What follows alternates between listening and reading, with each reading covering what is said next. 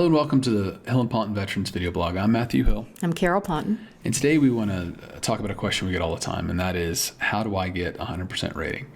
And we just see vets who are frustrated. Either they have a single disability they're trying to get up to 100%, or they have multiple disabilities that are combining together.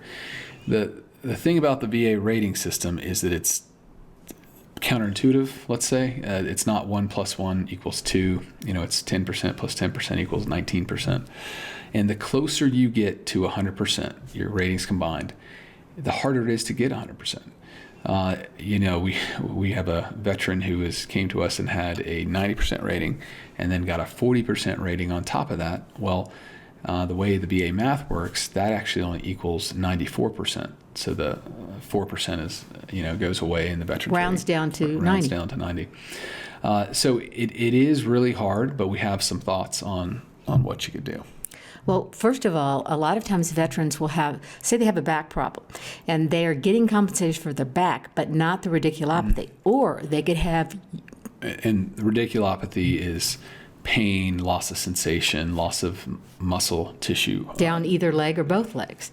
And veterans don't realize you can get ratings, very high ratings for each leg, and that will bring you up. The other thing, what if there's incontinence? What if there's erectile dysfunction? There are a lot of things that can go with just the one problem that they have. Including depression. A lot of times people are very depressed because the back limits them so much in ability to work or to do other things.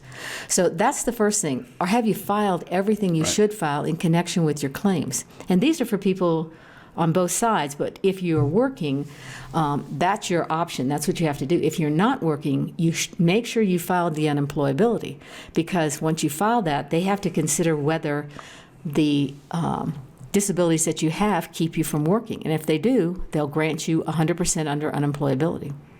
Yeah, so, going back to the back, you see this a lot with some of the bigger disabilities, back, diabetes, I think heart, TBI in particular, but it'll be the main disability, they'll have a rating for it.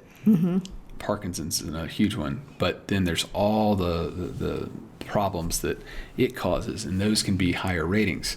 With the back, a pretty common rating, unfortunately, is a 20%. A veteran with a 20% rating, to me, has a very severe back problem.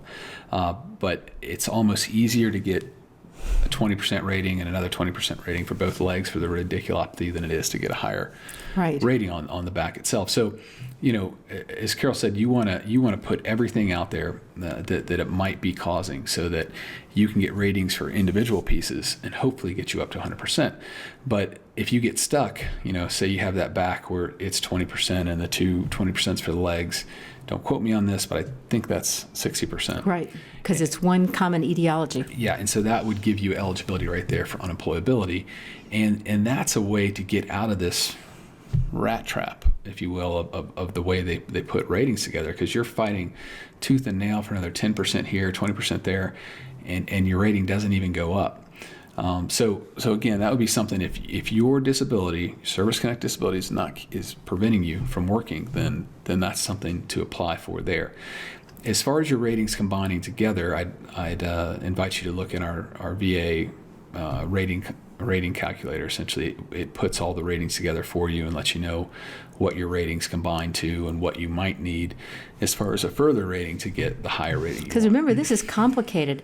The VA, first of all, if you have a 40% disability, they consider that only 60% of your body is left. So the next time you get a rating, the rating is 20% times 60%, not 100%. So you're left with 12 rounded down to 10. And then there's another concept called, say that both legs are impaired and they're rated. Then they give you a little extra for that. So that's why it's really hard to do it without this table, this calculator that we have, but it will tell you where you are. But another thing I wanted to talk about, Matt, when you have, say the person is still working, if they get Parkinson's, a lot of times they'll just give them 30%. Right. And that's for Parkinson's, but they're not considering weakness in your legs, difficulty walking, difficulty talking, thinking, remembering. You want to make sure all of these individual problems are broken down and rated separately, because that will give you a much higher rating.